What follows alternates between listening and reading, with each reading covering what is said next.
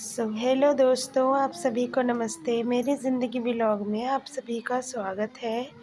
तो आज है 16 तारीख और आज गुरुवार है। तो आज बच्चों का स्कूल था। कल रात में ही मैसेज आया था मैडम का कि आज स्कूल है। तो मैं इनको स्कूल के लिए रेडी कर रही थी। यहाँ पर 10 बज चुके थे मॉर्निंग के। तो मैंने ऑटो वाले से बात किया तो उन्होंने कहा कि बहुत कम बच्चे जा रहे हैं। तो मैंने कहा कि जाना ज़रूरी है, इसलिए आज मैं बच्चों को स्कूल भिजवा रही थी। तो ये छोटे वाले बेटे को मैंने तैयार कर दिया था, बड़ा वाला नहा रहा था और नए कपड़े इसके लिए लाए हैं। तो ये पहन के नाच रहा था कि आज मैं नया कपड़ा पहन के जा रहा हूँ। और उसके बाद ये बड़ा वाला मेरा बेटा आ गया था डुग्गू, तो ये भी फटाफट कंघी कर रहा था। ये अपने से तैयार हो जाते हैं दोनों बच्चे, लेकिन आज मैं घर पर हूँ इसलिए मैंने सोचा कि मैं इनको तैयार कर देती हूँ। तो दोनों बच्चों को मैंने कपड़े पहना दिया था। बाकी की प्रोसेस वो सब कर लेते हैं। और उसके बाद मैंने यहाँ पर ऑटो को इनकी टाइम था, मैं नीचे तक छोड़ने जाने वाली थी। तब तक मैंने बर्तन की साबुन नहीं निकाली थी तो भिगाने रख दिया था, क्योंकि अगर से भीगती नहीं तो फिर अच्छे से बर्तन साफ़ नहीं होते। तो फिर मैंने इनको कहा कि सुबह तुमने जल्दी ही खा लिया था तो और एक बार खाना खा लो, और छोटा थोड़ा लंच रख दिया था कि जल्दी छुट्टी तो हो जाएगी, लेकिन फिर भी जब लंच होगा तो तुम लंच कर लेना। तो यहाँ पर ये खाना खा रहा था और मैं बस ऑटो को देख रही थी। तो ये दूसरा ऑटो था, अभी ऑटो आने को टाइम था। और ये देखो यहाँ के किसान लोग ऐसे बैलगाड़ी से खेत जाते हैं। तो मुझे अपने मायके की याद आ गई थी, क्योंकि हमारे वहाँ पर भी गाड़े बैल से खेत जाते थे और खेतों की जुताई करते थे। तो वो सब मुझे याद आ रहा था, मैं देख रही थी तो मैंने थोड़ा सा वीडियो ले लिया। और उसके बाद फिर इनका टाइम हो गया था, 10-15 हो गए थे। तो मैंने कहा कि नहीं बेटा अब तुम जाओ। तो ये यहाँ पर जूता पहन रहा था और ये फाइनली तैयार हो गया था। और बड़ा वाला अभी भी अंदर ही था। और फिर उसके बाद ये भी आ गया था और ये बोल रहा था कि मम्मी अब मुझे चश्मा लगा लेता हूँ मैं। और फिर उसने मुझसे बाय किया और अभी जा रहा था। छोटे वाले को तो ऐसा है कि तैयारी करके फट से नीचे चले जाता है, क्योंकि उसको खेलना भी होता है, लेकिन ये बिना बाय किए नहीं जाता है। और उसके बाद बहुत सारे कपड़े थे, दिवाली से भी 1-2 कपड़े रखे हुए थे, इनके कुर्ते वगैरह।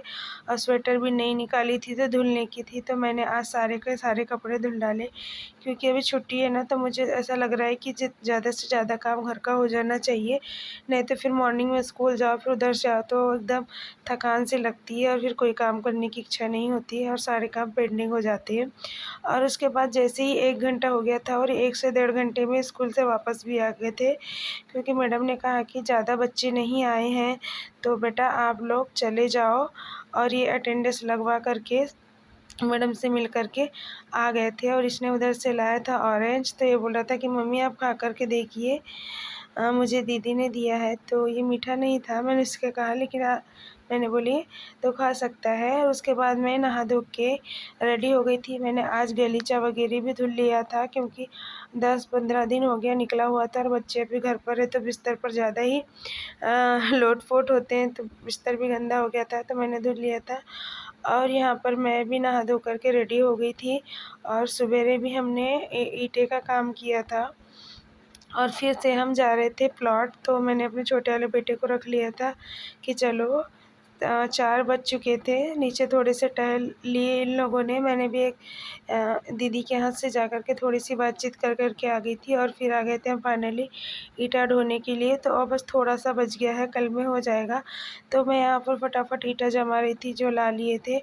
और आखिरी में एकदम शाम हो गई थी तो मुझे लगा कि नहीं, जो जितना निकल गया उतने को तो ला ही लेते हैं, क्योंकि अगर से निकला रहेगा तो कोई भी उठा कर के ले जा लेगा। अब हो गया था हमारे ईंटे का काम, बाकी हमने यहाँ पर ला के रख दिए थे, जमाने का रह गया था तो मॉर्निंग में आके कर लेंगे।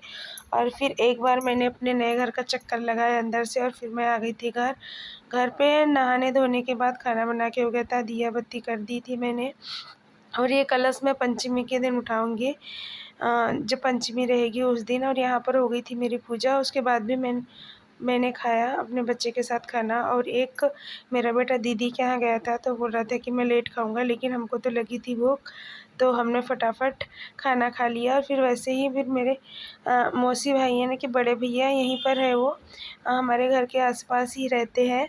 तो उन्होंने कॉल किया था कि उनकी बेटी का बर्थडे है। तो फिर मैंने सोचा कि अभी तो थोड़ा टाइम होगा, तो मैं बर्तन वर्तन साफ़ कर लेती हूँ। तो मैंने बर्तन साफ़ कर दिया था, फ्रिज में सब्ज़ी रख दी थी और फिर उसके बाद मैंने लगा लिया फटाफट बिस्तर। मुझे लगा कि वहाँ पर जाऊँगी तो थोड़ा-सा लेट तो हो ही जाएगा, फिर बच्चे सोने लग जाते हैं, फिर बिस्तर नहीं लगा होता तो इधर-उधर लौटने लगते हैं, इसलिए मैंने फटाफट बिस्तर लगा लिया था। और जो भी मेरे सूखे हुए कपड़े थे तो सभी को कैटेगरी वाइज़ मैंने अलग-अलग रख दिया था।